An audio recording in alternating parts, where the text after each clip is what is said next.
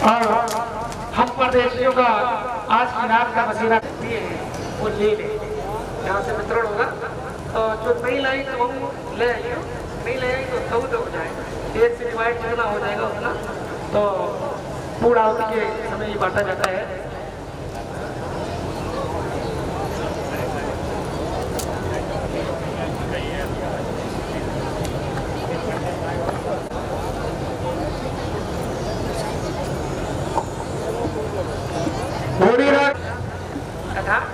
बंद हो जाना या उड़िया वाली बच्ची 11 बजे तक आती जाती रहती बता रहे हैं। देखिए वो पीछे आ रही, देखिए धन्य पावन भूमि, धन्य यहाँ के लोग पावन।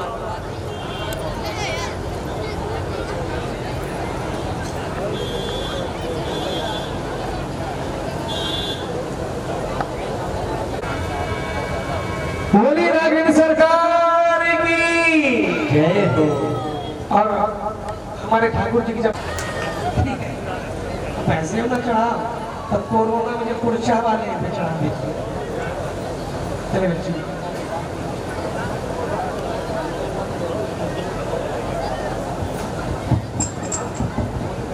बोलिए अभी हमारे जान का सम्मान करना मंच पहले पहले कर दिया, मंच पहले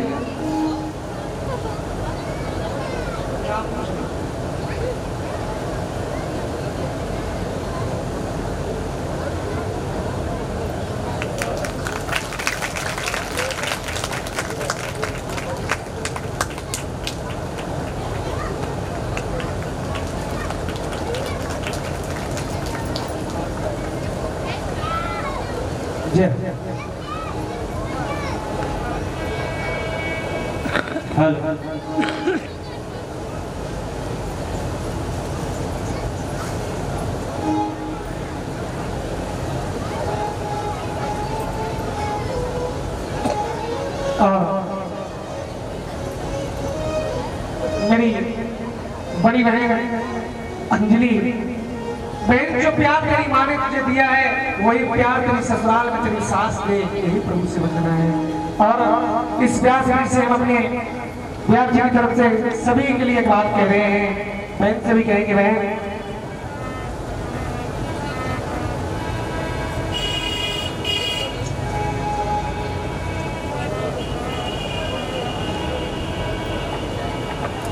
जो प्यार आप लोग हमें लोगों को दे रहे हैं, इस प्यार के कभी हम लोग काबिल थे ही नहीं। सबसे कहना है कि लुटे जब प्यार का गुलशन, दिलीप भैया, लुटे जब प्यार का गुलशन परीक्षक जी तो मुझको याद कर लेना, लुटे जब प्यार का याद कर ले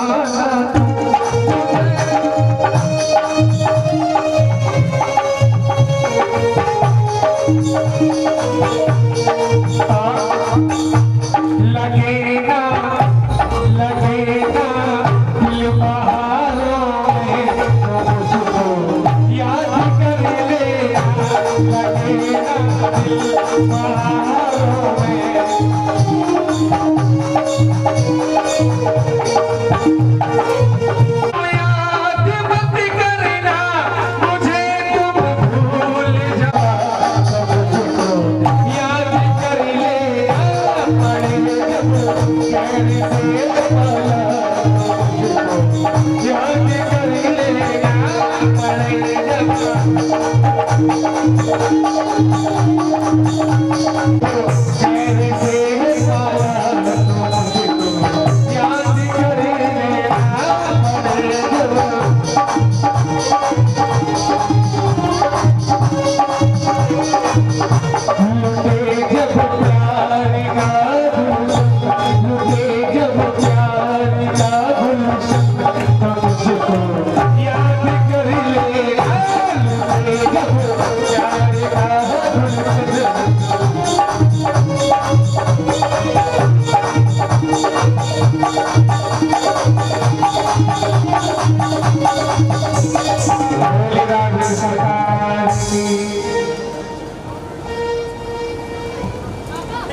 अब यहाँ पर सभी गोपियां दिलीप भैया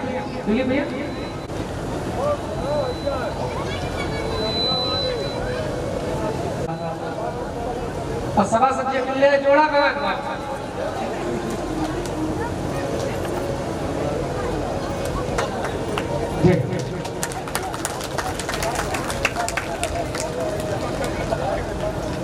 कैमरा में तो सही हो और जब चले तो भाई संगे चले हैं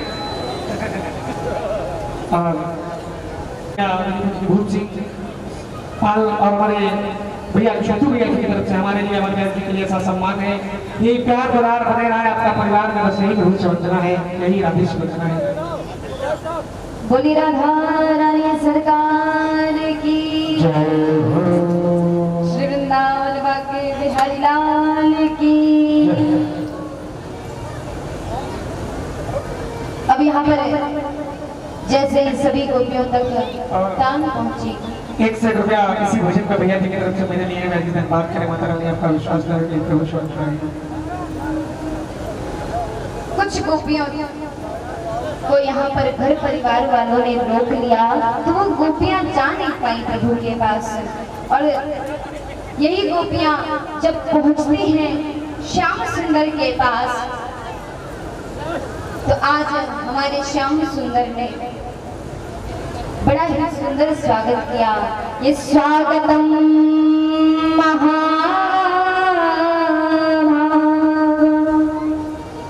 स्वागतम महा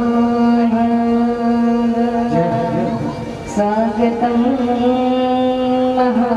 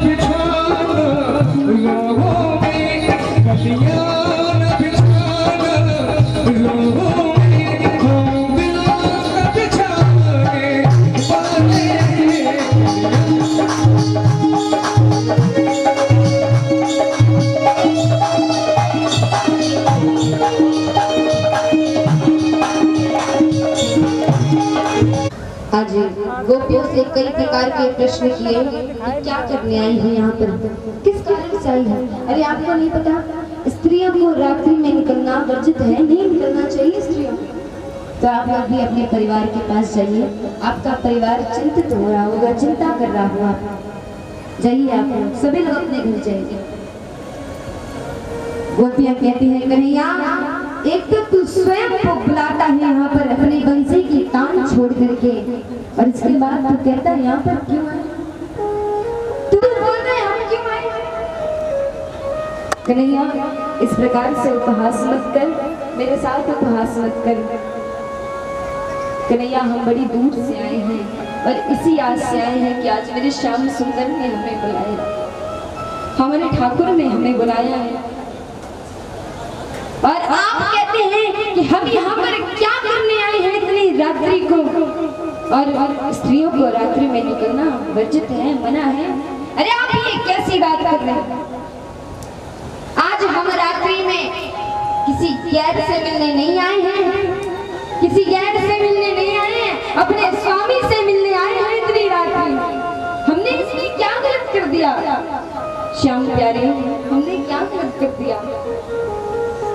इस प्रकार से हमारा उपहास मत बनाओ कन्हैया। हम इस आस से आए हैं कि मेरे श्याम सुंदर ने हमें पुकारा है और अब तुम हमें इस प्रकार से भगा रहे हो। हमारा उपहास मत बनाओ कन्हैया, हमारा मजाक मत बनाओ। अरे प्रेम करते हैं इसलिए आए हैं कन्हैया, वरना प्रेम ना करते होते तो आज तुम्हारे पास नहीं आते। आज जैसे ही ऐसे वचन बोले गोपियों ने तो कन्हैया ने सोचा ज्यादा झगड़ा करना ठीक नहीं है, ज्यादा झगड़ा करा तो बात बहुत बड़ी हो जाएगी, लंबी बात हुई तब तो माताओं बहनों को तो जानते ही है, छोटी सी बात हुई तो इसको इतनी बात तो रखती नहीं, इसको यहाँ तक लेकर जाते हैं। छोटा सा झगड़ा तो उसको घसीटते हुए लेकर के जाते हैं और अरे तुमने ये क्यों किया, तुमने ये क्यों किया, तो ये कैसे हुआ, यहाँ गए तो यहाँ कैसे आए। कन्हैया ने सोचा लाओ अब ज्यादा उपहास नहीं बनाते हैं। गोपियां कहती हैं प्रभु आपने वो समय दिया था, आज वो समय आ गया है, चलिए अब रास रचिए। आज कन्हैया यमुना जी के तट के किनारे सभी गोपियों को लेकर के जाते हैं और बड़ा ही सुंदर रास रचते हैं। तो आज मेरे श्याम सुंदर रास रच रहे हैं, तो आप सबसे निवेदन है कि आप सभी इस पंडाल को वृंदावन की भूमि बनाइए और ये मन में भाव रखिए कि हम आज वृंदावन धाम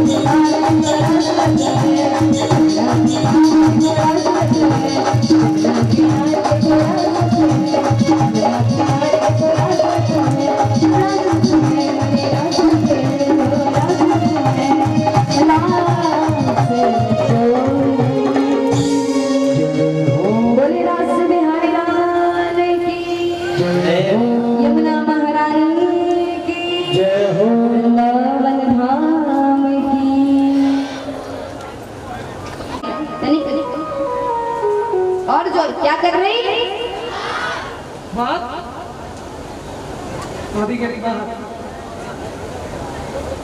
आज पार्वती मैया अपना श्रृंगार करती है, भोलेनाथ का आगमन हो जाता है। भोलेनाथ ने देखा, भोलेनाथ कहते हैं अरे देवी, अरे आज बड़ी सुंदर लग रही हो, कहाँ जा रही हो? पुरुषों का जाना वर्जित है, नो एंट्री लगी है, तो कैसे जाओगे? भोलेनाथ बोले नहीं देवी हमें भी चलना है, अब कैसे भी लेकर के चलो। तभी भोलेनाथ ने सोचा कि एक विचार मन में आया। क्या? भोलेनाथ बोले देवी एक काम करिए, आप मुझे भी एक गोपी का रूप धारण करा दीजिए, मैं भी एक गोपी बन जाऊं, मैं भी एक गोपी बन जाऊं। तो कैसी गोपी बनी? कैसी गोपी बनी? अरे एक दिन भोला भंडारी राधे, अरे एक दिन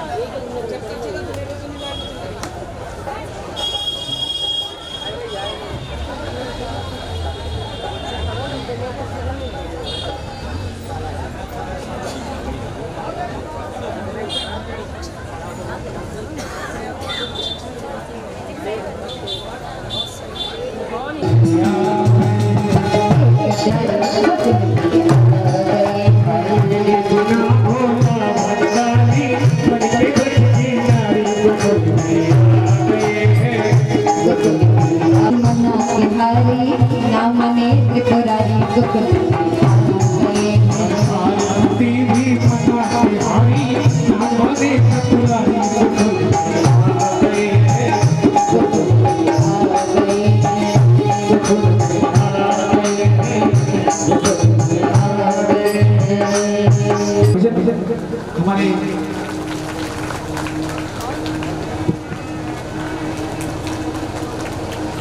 और ये हमारे जो परीक्षक जी हैं उनके साले साहब हैं प्रश्न के भैया प्रश्न की जगह नहीं सबको ये हंसने की बात नहीं, जब अपने आप को जाता है तो गर्व सबको होता है, ये भैया। और हमारे ब्याह जी के ये साथ सम्मान है, कहना है भैया ये हम परदेशियों का मेला है, आज यहाँ है तो कल कहीं और बसेरा हो जाता है। जिसकी 9 दिनों की अवधि थी उसमें हम लोग 8 दिन में प्रविष्ट कर चुके हैं। एक दिन तुम्हारे इस गांव में खान पान और बचा हुआ है मेरा।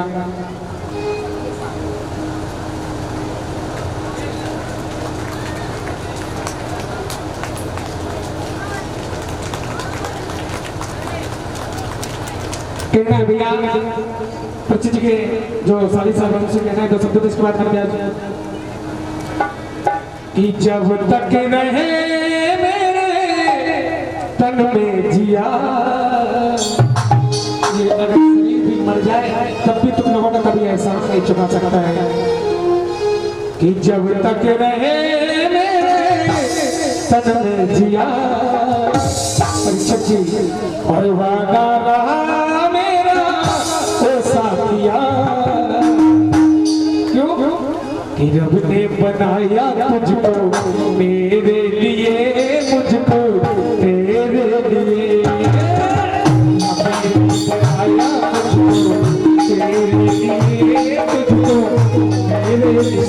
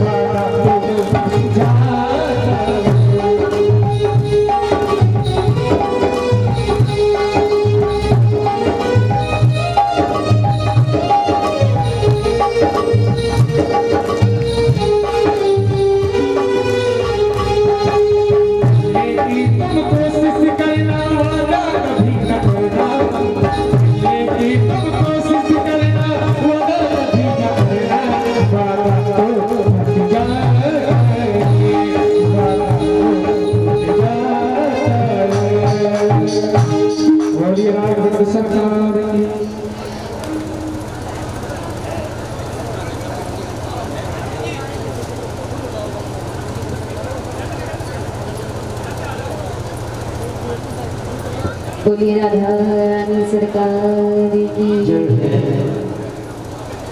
आज यहाँ पर जैसे भोलेनाथ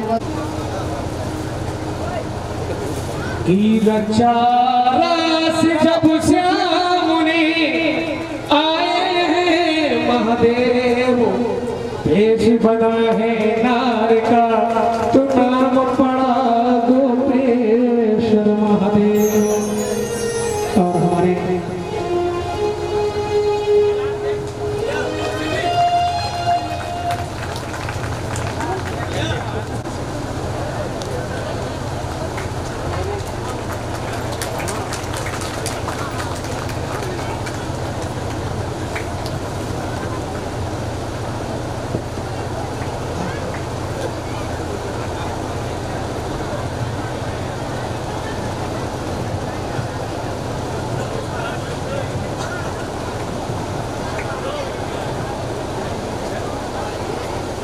और हमारे आदरणीय पुत्री बड़े चाचा नरेश जी, जिलाध्यक्ष जो भाजपा पार्टी से हमारे परीक्षक जी के बड़े ही करीबी मित्र हैं, सा सम्मान है हमारे व्यास जी का 101 रुपया हम लोगों के लिए डिस्ट्रीब्यूट संगत के लिए प्रसाद ये आपका तो बड़प्पन है जो हम लोगों के बीच में आए हैं, और आपकी महत्ता है जो हम लोगों को उतना लायक दे कर रहे हैं हम।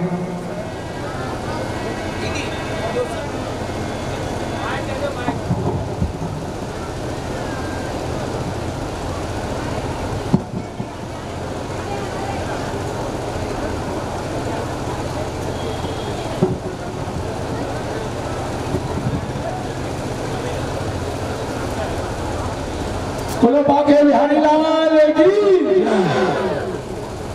आज इस व्यासपीठ से आप सभी लोगों का दर्शन हो रहा है, बड़ा भाग्यशाली को अपनी महसूस कर रहा हूँ। सही महात्मा बहनों के चरणों में, बुजुर्गों के चरणों प्रणाम करता हूँ और आशीर्वाद की भी कामना करता हूँ। अब व्यासपीठ जो बहन जी हमारी बोल रही दीदी, उसके सामने कुछ कहने की आवश्यकता नहीं है, कि फिर भी हमने आपसे आशीर्वाद मांगा तो आशीर्वाद बदले भी हमें भी कुछ देना चाहिए, ऐसी परंपरा अपने समाज की है। हमारे गुरुदेव कहा करते थे कि दान का महत्व बताया करते थे वो। अब आप जो भागवत सुनने आती हैं तो हम आप लोगों से कहना चाहते हैं, तो कहते थे गुरुदेव की दान की दीवार इतनी ऊंची होती है कि उसे मुसीबत भी पार नहीं करती है। इसलिए आप सब लोग दान पुण्य और विशेष महत्व दिया करें और ज़्यादा से ज़्यादा दान किया करें, ये जीवन को कल्याणकारी बनाता है। इसलिए हम नहीं कह रहे, ये हमारे गुरुदेव कहा करते थे। इसलिए और दान का वो महत्व होता है जो विशेष प्रिय आपको हो, जो आपने विशेष बचा के रखा, उसमें जो थोड़ा बहुत दान करना है, वो महत्वपूर्ण जीवन में है। गुरुदेव बात और बताया करते थे, पारसमणि का नाम सुना होगा सब लोग, कहानी तो हम लोग सुनते थे बचपन में। एक पारसमणि होती है जो सोने को, लोहे को छुआ दो तो सोना बन जाता है। तो बताया करते थे कि पारसमणि बताएं क्या है। वो कहते थे कि दूसरे की हित मंगली कामना ही की दरिद्र पारसमणि जाके, क्या वो कभी गरीब हो सकता है जिसके पास पारसमणि है? एक बार जोरदार तालियां हमारे गुरुजी के लिए। तो इसलिए मैं आप लोगों से प्रेम प्रार्थना करता हूँ, जैसे करते हैं तो अपने पड़ोसियों के बच्चों के लिए उससे ज़्यादा प्रार्थना करें, तो भगवान निश्चित आपके बच्चों का कल्याण कर देंगे, ये हमें भरोसा है। तो हमने आपको 2 बातें बताई, ज़्यादा नहीं बताएंगे। एक तो आपको ये बताई कि दान करिए। वैसे जीवन में हमें नहीं पता 5 साल पहले कि हमारा क्या होगा, आगे भी पता हमें नहीं है कि हमारा क्या होगा, ये सत्य जीवन में ऐसा है। मगर हमारा आपके में कर्म पता है कि हम क्या कर्म कर रहे हैं, ये महत्वपूर्ण जीवन में है, क्योंकि कर्म का फल अकाट होता है। इसलिए 2 बातें ध्यान रखना, बगैर तो दीदी बताएंगी आपको, ये जीवन के लिए बड़ा महत्वपूर्ण है। तो एक तो दान और दूसरा दूसरे के हितमंगल की कामना करना, ये पारस्परिक है। यही कह के मैं अपनी वाणी प्लान देता हूँ। चलो बाके बिहारी लाल की जय हो, राम मैया की जय हो। सभी लोगों चरणों प्रणाम करता हूँ। हमारे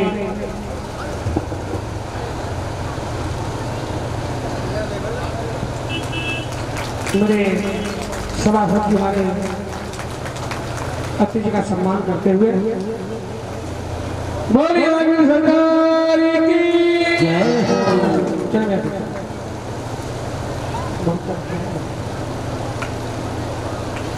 सुनो आज 8-9 बच्चा तो जाएगा कोई नहीं, ठीक है? खाना पीना सबकी व्यवस्था है ये, परेशान ना कमेटी कंट्रोल नहीं है, पर इज्जत नहीं करे थोड़ा होटल में बात है खिलाना।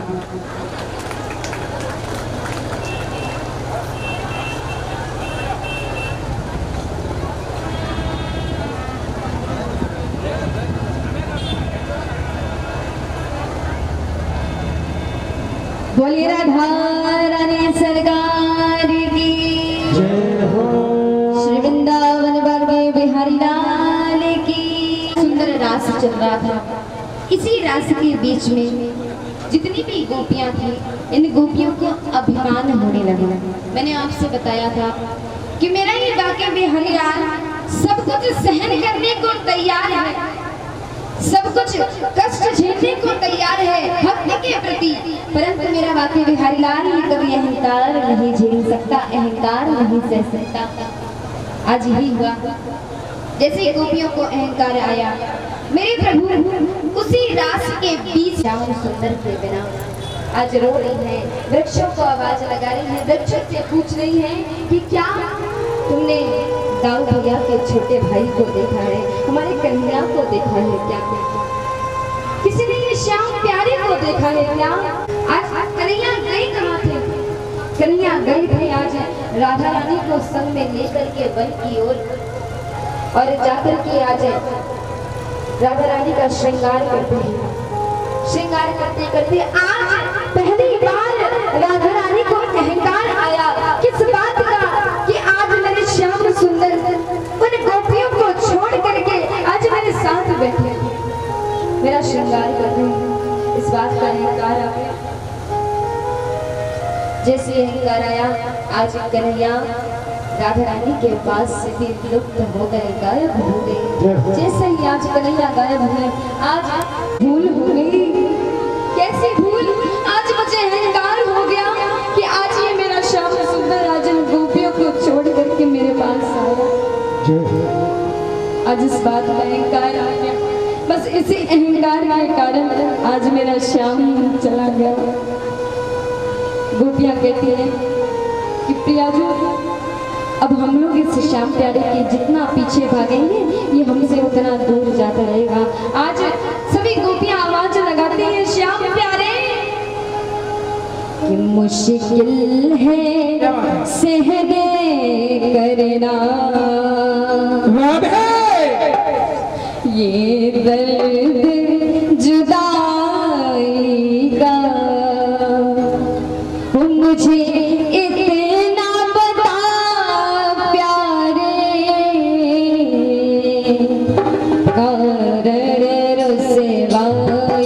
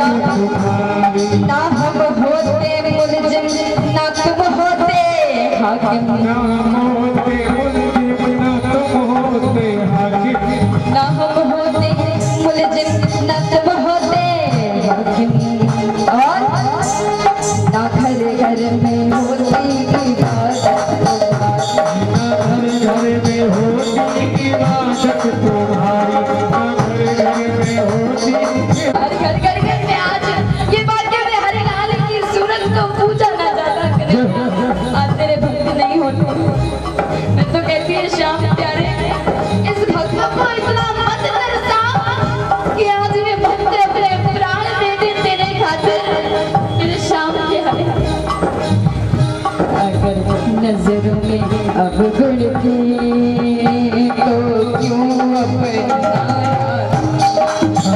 तेरी नजर में अब गुड़ थे तो क्यों अपनाया था अगर नजरों में अब गुड़ थे तो क्यों अपनाया था तेरी नजर में अब गुड़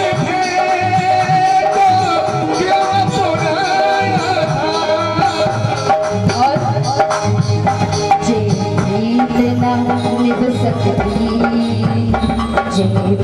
बिना निभ सकती पहले न बताया निभ सकती पहले न बताया था मुझे न पता प्यारे कारण रुसवाई का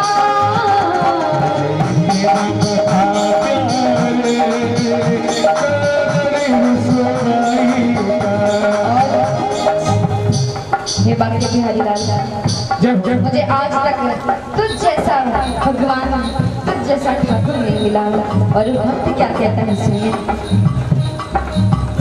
तुम सा कोई मिल जाता तो ढूंढ लिया होता सा कोई मिल जाता तो ढूंढ लिया होता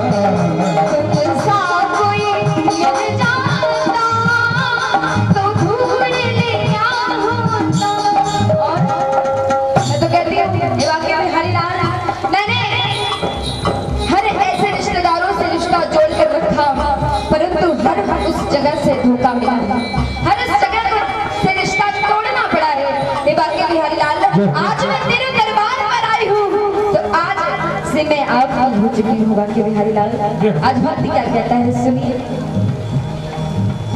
तुम सा कोई मिल जाता तो ढूंढ लिया होता तुम सा कोई मिल जाता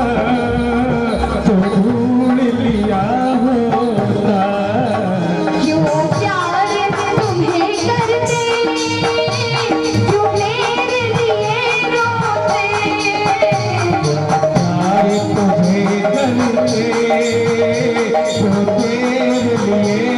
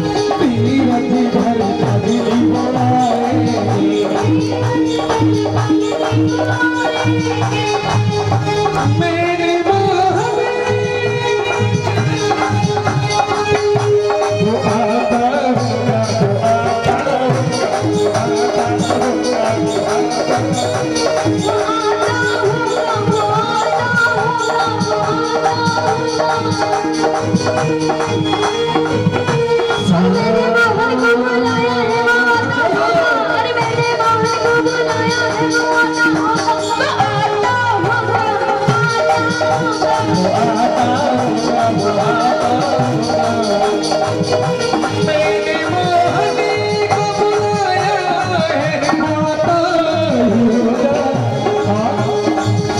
सामने आओ सामने आओ या आज भी पर्दा सामने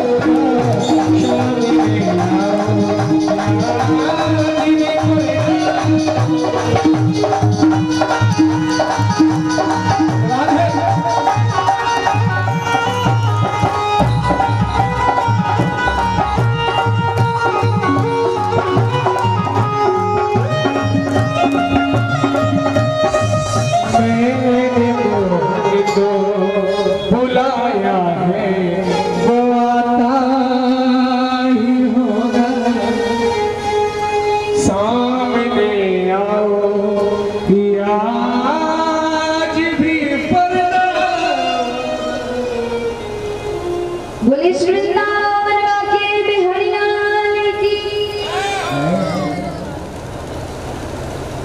आज जैसे ही आवाज लगाई सभी गोपियों ने, राधा रानी आवाज लगाती है श्याम प्यारे अब आजा, तेरा बड़ा इंतजार किया हमने श्याम प्यारे, अब इतना भी मत तरसाओ कि आज मैं तड़प कर अपने प्राण दे दूं कन्हैया आजा।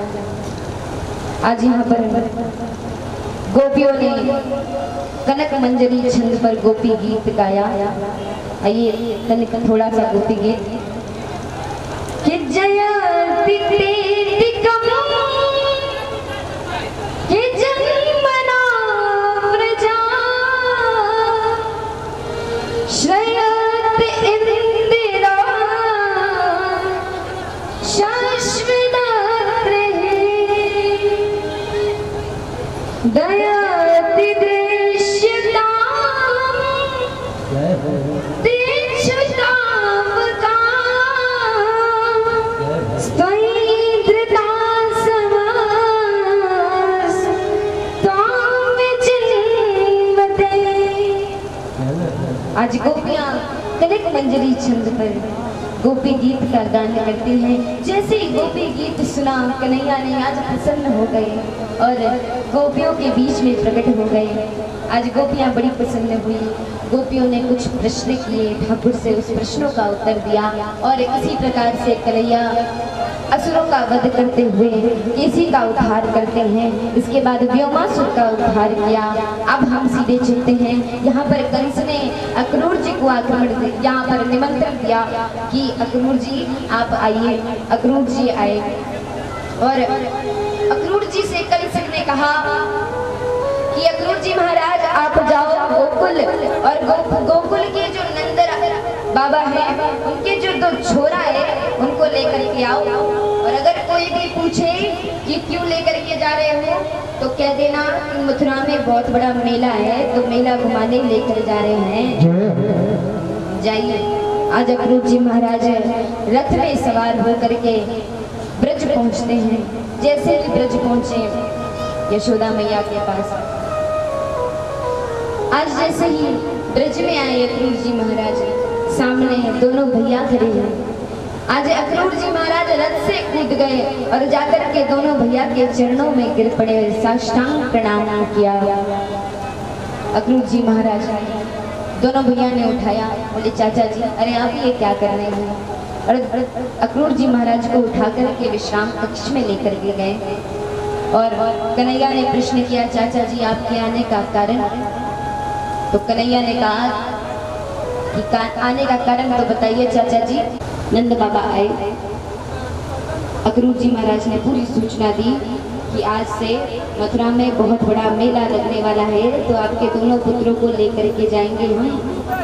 जैसे ये बात सुनी यशोदा मैया ने, आज यशोदा मैया के हृदय में इतनी ठेस पहुंची, इतनी ठेस पहुंची।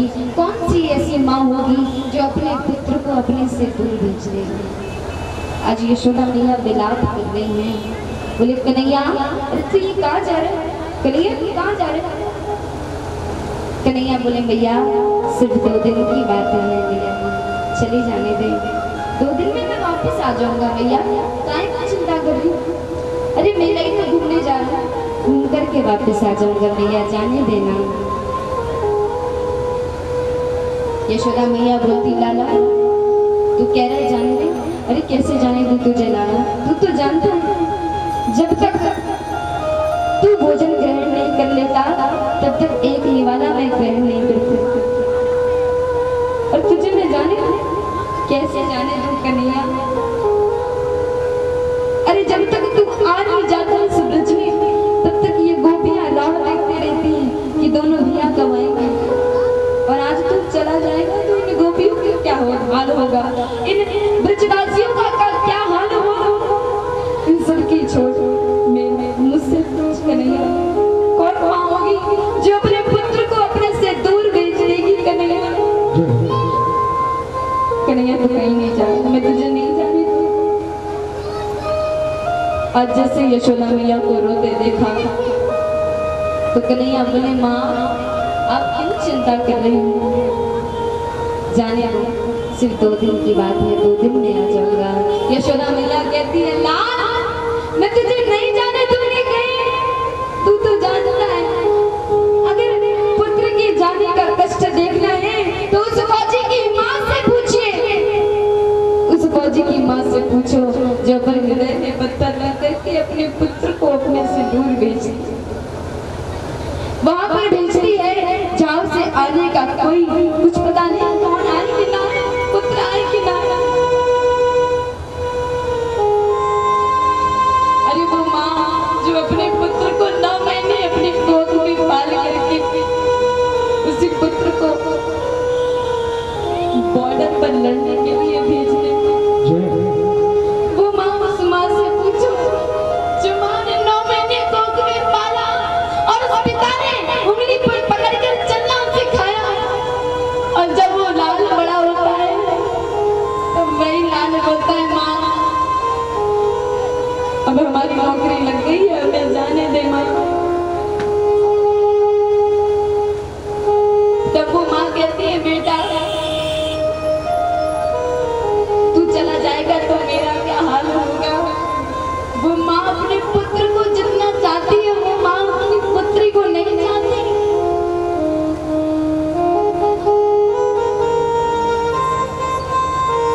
आज माँ हम तो सभी माओ के लिए कहेंगे, हम तो यही कहते हैं क्या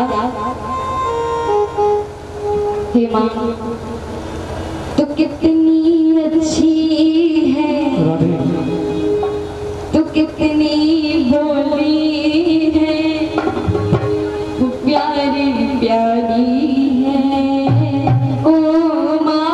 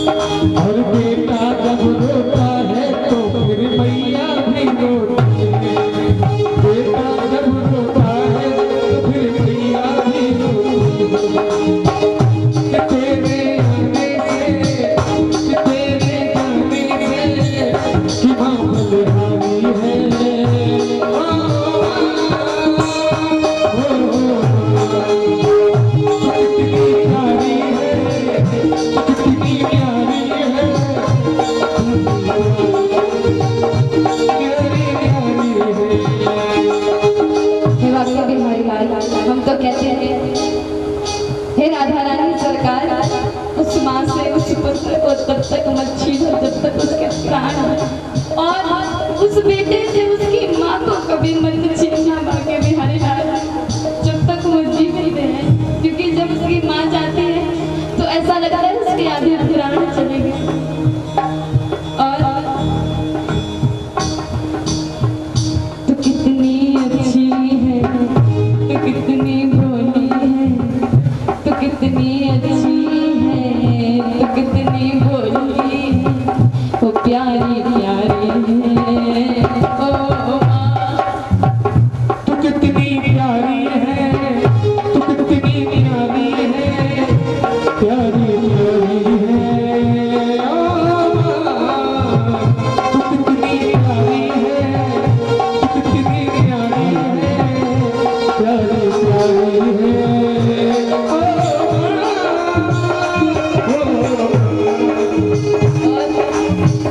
दुखन लागी है माँ तेरी अखियाँ, दुखन लागी है माँ तेरी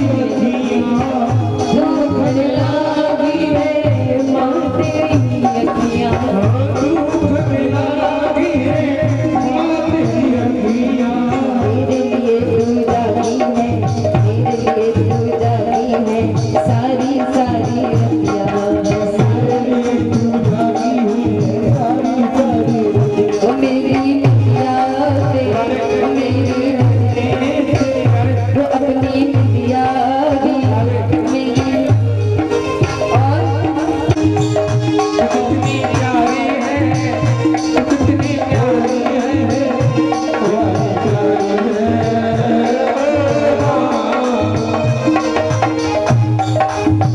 और बाकी बिहारी लाल कभी उस माँ को मत छीनना, क्यों?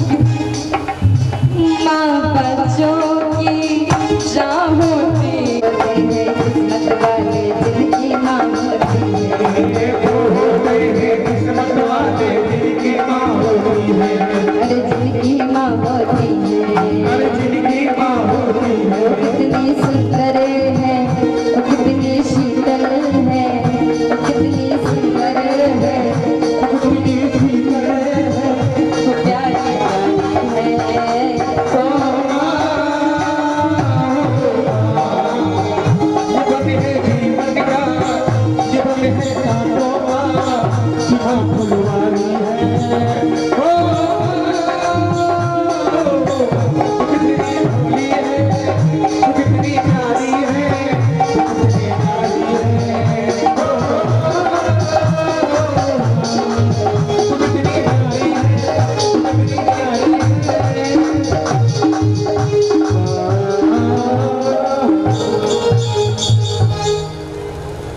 तो मेरा क्या हाल होगा कन्हैया? कन्हैया ने आज किसी की नहीं सुनी। कन्हैया आज यशोदा मैया को सांत्वना प्रदान करते हुए जाते हैं कि मैया शांत हो जा, मैं आ जाऊं। कन्हैया आज रथ पर सवार हो गए। आज गोपियां बावरी होली सुनते ही कि कन्हैया और बलदाऊ भैया जा रहे हैं। और जैसे ही रथ जाता है, आज जैसे ही मथुरा पहुंचे अक्रूर जी महाराज, मथुरा में आते ही आज बड़ा ही भव्य स्वागत हुआ। कन्हैया ने सब पर कृपा करते हुए, अपने भक्तों पर कृपा करते हुए जाकर के सीधे कंस के महलों में गए। देखा कि कंस ऊंचे आसन पर विराजित है। आज जैसे ही कंस के पट खुले, दरवाजा खुले, देखा सामने नन्हा सा, जैसे ही आसन कांपा, आज कंस ने देखा कि आज तो मेरा कान आ गया। आज कंस को हर जगह जगह उसका कान दिखाई दे रहा है कि आज मेरा कान आ गया, कान आ गया, कान आ गया। की हुई महफिले और ये कंस घबराया, रोको रोको दरबारी कालिया, रोको रोको दरबारी कालिया।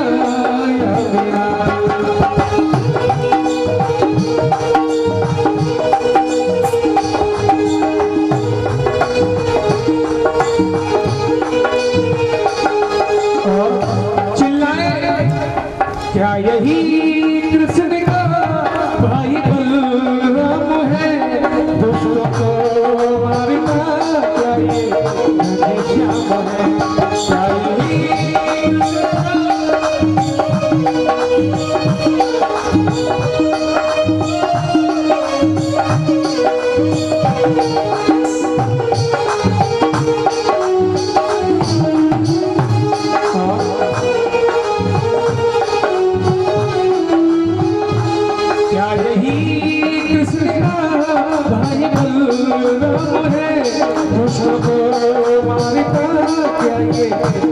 श्याम दोस्तों को हंसी जिसने दी और उसी ने रुलाया, हंसी जिसने दी और उसी ने रुलाया, तारी तारी कालिया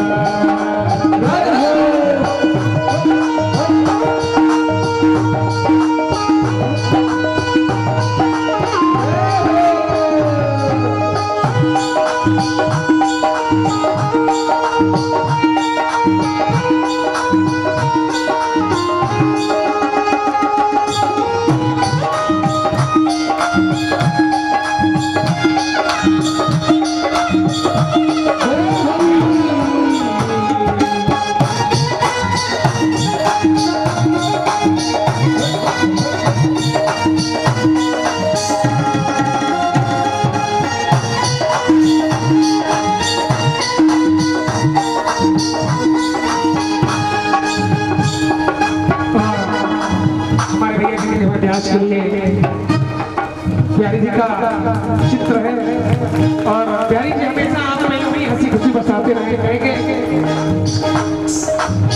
परदेसियों से ना अखियां मिला, परदेसियों से ना अखियां मिला, परदेसियों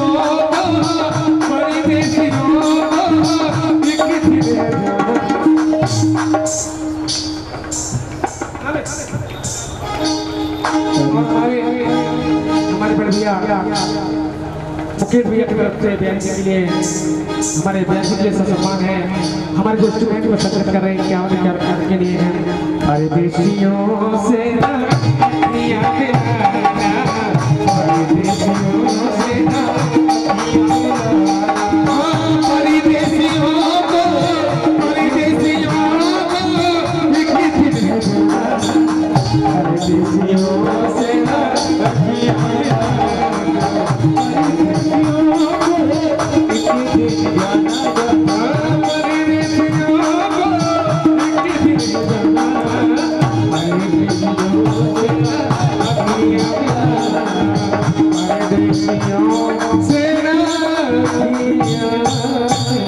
आज जैसे ही कन्हैया पहुंचे देखा ऊंचे आसन पर विराज, और जैसे ही कंस की नजर पड़ी कन्हैया पर, आज कंस का आसन कांप उठा।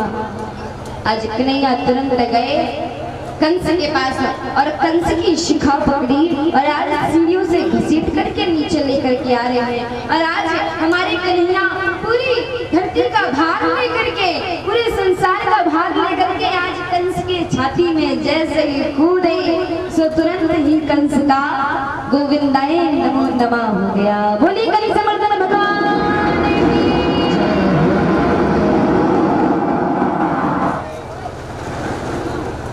आज जैसे कंस का वध हुआ, कंस की पत्नियां भागती हुई आई और बोले अरे अरे अरे अरे ये कैसे हो गया, अरे हम तो हो गए विधवा हो गए विधवा हो गए।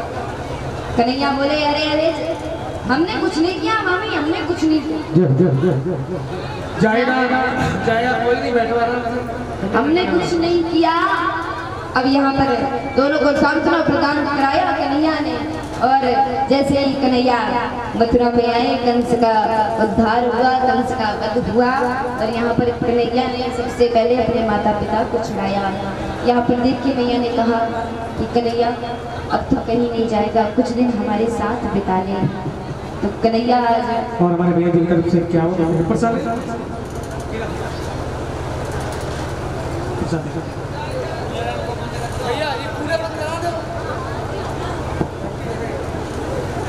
आज जैसे ही यहाँ पर जो आंखें बाट जो होती थी, मैं उन आँखों का तारा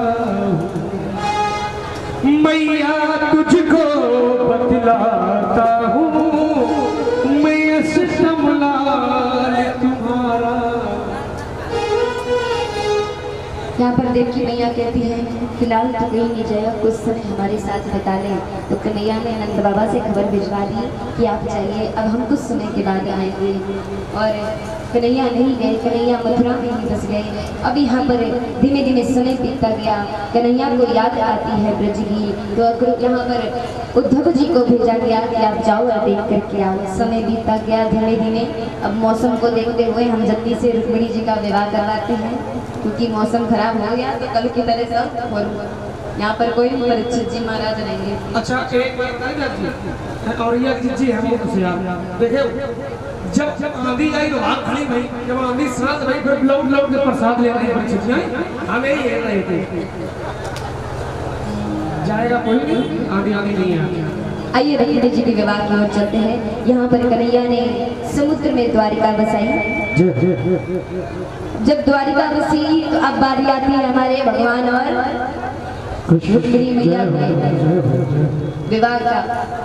अब सुखदेव जी कहते हैं राजन भगवान का विवाह राक्षस विवाह हुआ है। यहाँ पर 8 प्रकार के विवाह बताए गए हैं। राक्षस विवाह कैसे हुआ? राक्षस विवाह मतलब युद्ध में जीता हुआ, जो युद्ध में जीत करके लाते हैं उसको हम क्या कहते हैं? राक्षस विवाह। सुखदेव जी कहते हैं राजा परीक्षित भीष्म विंध्य देश के राजा थे, जिनके 5 पुत्र और 1 कन्या थी। 5 पुत्र का नाम रुक्मी, रुक्मरथ, रुक्मबाहु, रुक्मकेश और रुक्ममाली। ये 5 क्या थे? भाई। और एक बहन का नाम है रुक्मिणी। अब यहाँ पर जो सबसे बड़ा भाई है रुक्मी, इसने विवाह तय कर दिया शिशुपाल के संग में। और जैसे ये बात पता चली रुक्मिणी को, तो रुक्मिणी जी ने मन ही मन विवाह रच लिया था हमारे श्याम सुंदर के संग, क्योंकि लीलाएं सुन रखी थी रुक्मिणी जी। तो मन ही मन विचार कर लिया कि विवाह करूंगी तो सिर्फ कन्हैया के साथ करूंगी, द्वारिकाधीश के साथ होगा। जब विवाह का समय आने लगा, अब यहाँ पर रुक्मिणी जी ने सोचा कि विवाह तो मैं ऐसे नहीं करूंगी, क्योंकि मैंने तो श्याम सुंदर को मन ही मन अपना पति मान लिया, अपना स्वामी मान लिया, तो मैं विवाह दूसरा कैसे कर सकती हूँ? तब एक ब्राह्मण को बुलाया। यहाँ बारात का समय है और ब्राह्मण को बुलाया गया। रुक्मिणी जी ने ब्राह्मण को बुलाया। एक पत्र लिखती हैं आज रुक्मिणी जी। एक पत्र लिखा रुक्मिणी जी ने कि चलो जाओ बाबा तुम अजगर से, सोचे पुत्री से मेरी कह देना, कहना बिटिया ने भेजा है, सोचे पुत्री की ले आना जाके, कहना रुक्मिणी ने भेजा है,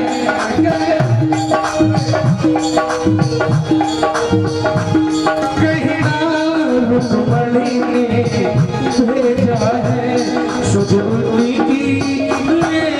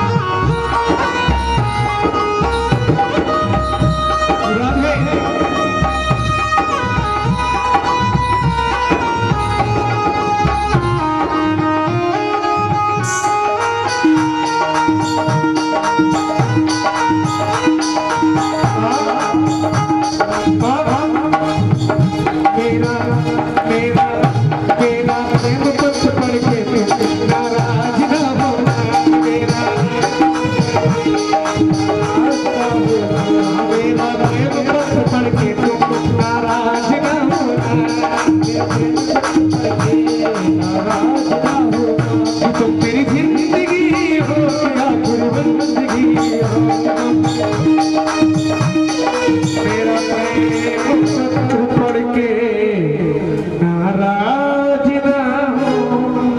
और हमारे व्यास जी का हमारा सम्मान करें जो कमेटी के कार्यकर्ता है, बड़े भैया जयपाल भैया, राहुल यादव, शेरू दीक्षित, सोनू पाल, दीपू सिंह, ऋषि कुशवाहा, मान सिंह पाल एडवोकेट। आप लोगों ने मेरा किसी से पहले नाम नहीं था, सिर्फ हमारा नाम दिया और सोनू भैया से मुलाकात हुई। इन लोगों ने आम जनता की बात पहुंचाई। पूरी कमेटी के लिए दो शब्द इसमें हमारे आगे व्यास जी की तरफ से दो शब्द इसमें आखिरी समय का कल हम लोगों का और करना है, चाहे वो कोई वो सबसे बात कहेंगे कि कभी हंसीना है कभी रोना है, जीवन सुख दुख का संगम है। कभी हंसीना है कभी रोना है, जीवन में सुख दुख का संगम है। कभी हंसीना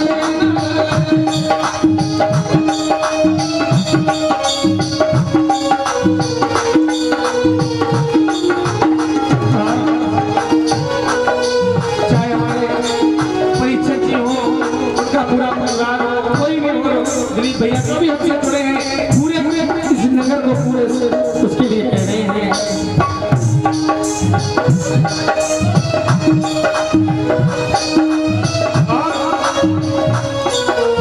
एक सबसे बहुत कम समय में गुजरे हुए लम्हों की यादें हमें पाती साया बने आती साया बने जाती, कभी करती है कभी मरहम है, जीवन में सुख दुख का संगम है। कभी हंसीना है कभी रोना है,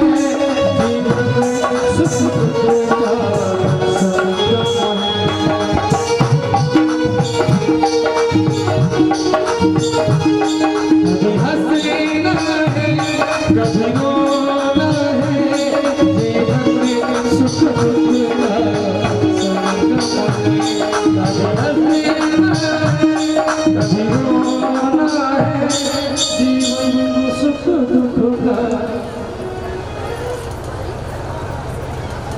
और हमारे आदरणीय पूज्य चाचा महेंद्रपाल सिंह जी महाराज का सम्मान करें। आपको याद रखिए अपने छत्र छाया में, और सिंगार अभी कोई नहीं चढ़ाएगा, जिसके पास सिंगार है वो मेरे पास रखते, सिंगार कोई नहीं चढ़ाएगा। अब आइए कथा की ओर चलते हैं और कुछ ही देर में हमारी बड़ी ही प्यारी झांकी आने वाली है।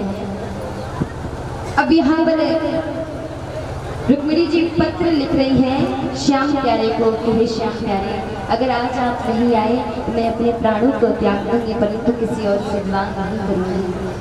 आज ब्राह्मण देवता पहुंचते हैं यही पत्र लेकर के द्वारिका, और द्वारिका में सभी पूरी सभा बैठी है। पूरी सभा के सामने ये पत्र सुनाया गया तो कन्हैया ने कह दिया जाओ जाओ ब्राह्मण देवता, और जाकर के रुक्मिणी जी को कह दो कि मैं अवश्य लेने आऊंगा।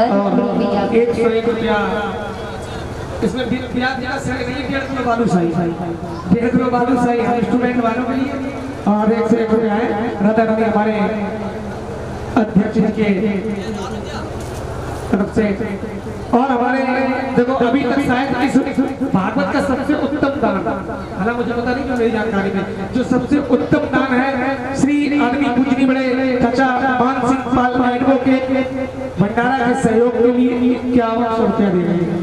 और एक बात बताए भाई बाबू आप लोग, एक बात बताए दान क्या है प्रचंड जी, तुम्हारे घर में अगर 10 85 रुपया पड़े तो 500 लगे, ऐसा नहीं कि 10 है तो 500, इतना सहयोग दीजिए कि तुम्हारे घर के 5 खाते 5 किसी और घर के खाते, सब लोग उससे एक आए लेकिन परीक्षित पाए बात दुरुस्त। हमारे जो परीक्षित जी के मित्र जी हैं विपिन पाल, उनकी तरफ से 11,000 रुपए से सहयोग है। क्या बात है, ऐसे भी भगवान के भक्त बने। मुझे थोड़ा ऐसे है कि एक व्यक्ति पूरी लाकर निपटा देगा। और हमारे जो परीक्षक जी सुशोभित हो रहे हैं, जिंदगी में 2 दिन तुम्हारे यहाँ तुम्हारे उसमें लिखा हुआ था, तो उसकी भी अवधि पूरी होगी। बड़ी रानी सरकार की। अब यहाँ पर और बारात के दिन कन्या सबसे पहले कहाँ जाती है? देवी मैया के मंदिर में जाती है। लेकिन प्यार से ये प्रथा नहीं है यार, ये थोड़ी प्रथा है। पूछने मैया जाती विवाह से पहले बेटी जो घर की होती है सबसे पहले मैया का आशीर्वाद लेने जाती है। लेकिन ये बना के कहा जाता है मैया क्या कहाँ ये घर की जाती है सबसे पहले मुंडी माला पूछने पर मुंडी माला तो लहरा देते हैं। आज रुक्मिणी मैया माँ भवानी के मंदिर में जाती है, प्रार्थना करती है, हे मैया मेरी बिजली बना के आजा, मुझे तुम्हारी सहारा कोइया, मुझे तुम्हारी सहारा कोइया, मेरी लाज बचा के आजा, मेरी लाज बचा के आजा, मेरी लाज बचा के आजा, मेरी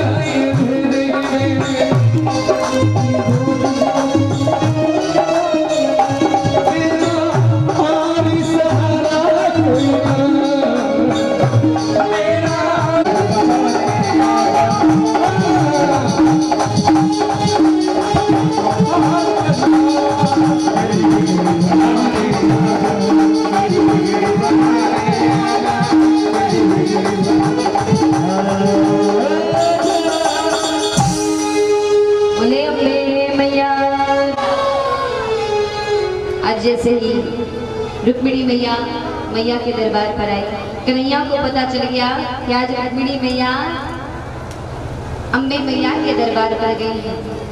तो यहाँ पर शिशुपाल बारात लेकर के आ रहे हैं और कन्हैया वहाँ पर अपनी बारात तैयार रखे हैं। कन्हैया द्वारिका में अपनी बारात तैयार रखे हैं। अब यहाँ पर जैसे रुक्मिणी मैया आई और जैसे पूजन करके नीचे उतर रही थी, सोई कन्हैया अपना रथ लेकर के पहले देखा रुक्मिणी मैया सामने से चली जा रही। कन्हैया गए, रुक्मिणी मैया का हाथ पकड़ा और लेकर के रथ में बैठाया और सोई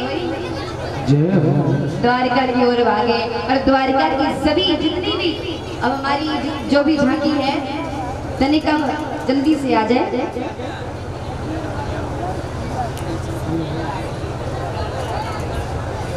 आज जैसे माँ रुक्मिणी पहुंची है, आज माँ रुक्मिणी का द्वारका में श्रृंगार सजाया जा रहा है, तो श्रृंगार को बोला वहां तो भाइयों।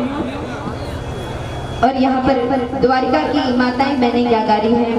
अरे आओ मेरी सखियों मुझे मेहंदी लगा दो, अरे मेहंदी लगा दो मुझे ऐसी सजा दो, अरे मुझे श्याम सुंदर के दुल्हन बना दो, मुझे श्याम सुंदर की दुल्हन बना दो, मुझे श्याम सुंदर की दुल्हन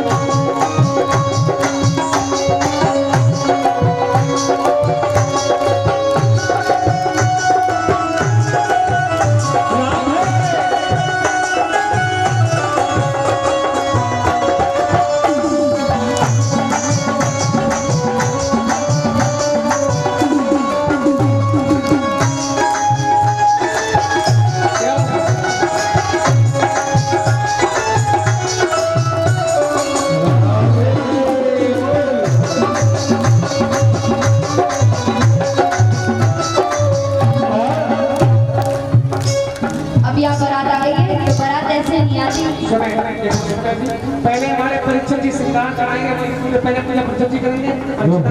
इसके बाद एक किलो वाला भीड़ नहीं चाहिए, भीड़ नहीं चाहिए। आखिरी भगवान में रात में कोई घटना नहीं, पहले मैं प्रचुति प्रचुति पूजा करेंगे, इसके बाद जो कोई करेगा।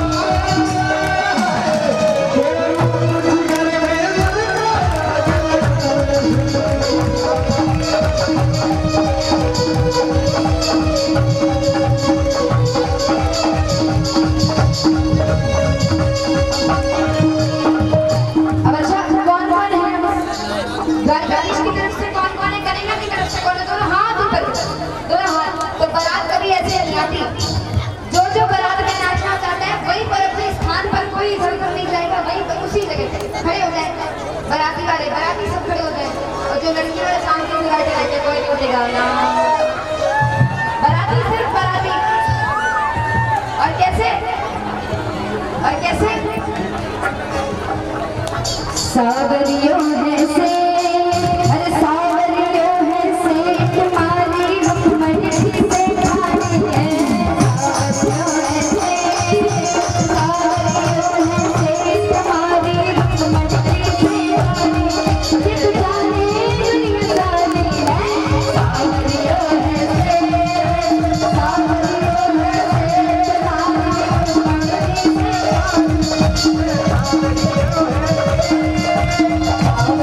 है से तुम्हारी रुक्मणी से